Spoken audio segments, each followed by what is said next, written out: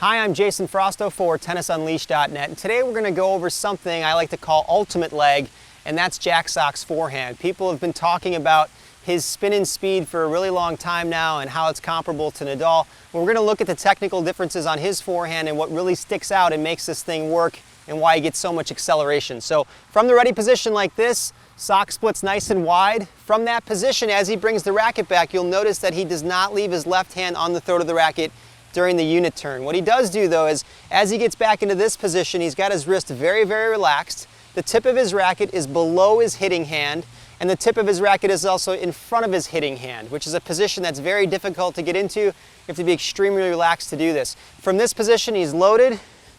He whips through, gets all that racket head speed and spin and swings.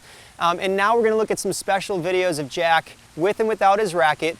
We're also going to put those up in side-by-side comparisons with some other top forehands on the tour.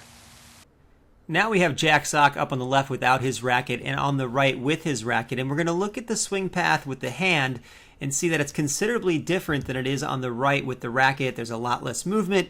It appears to be considerably more simple. We can also see that he reaches the technical checkpoint that we talked about in our on-court segment, where the tip of his racket is below his hitting hand and also in front of his hitting hand at this point in the swing. And we also notice the video on the left without the racket that the wrist is in a very relaxed position pointing down towards the ground at this point.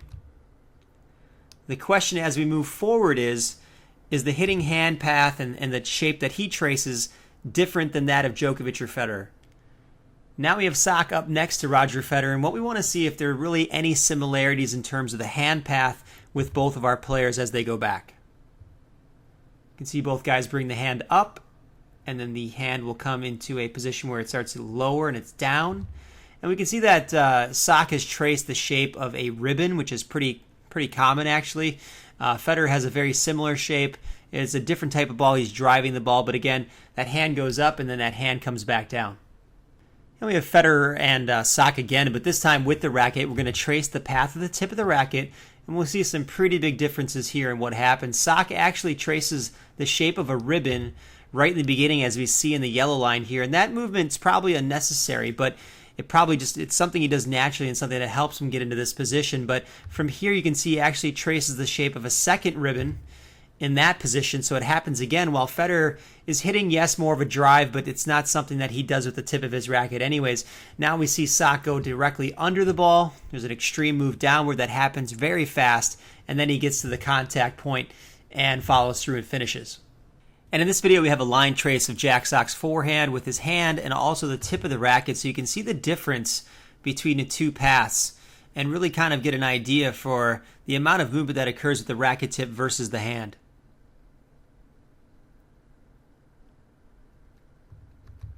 And when you look at it like that, you can see the big difference in the contrast between the two movement points. The last question really is this an innovation in the game, and is this something that I should be copying or doing in my own game? And my answer to that question is, number one, definitely an innovation in the game. I think Jack Sock naturally has found a way to create more racket head speed and spin on his forehand side and made that shot one of the deadliest shots on the ATP Tour. My only concern about this really is the amount of time it takes and the movement of the racket that's occurring to make this happen. I would say against big first serves and forehands on the run, this could be a huge problem.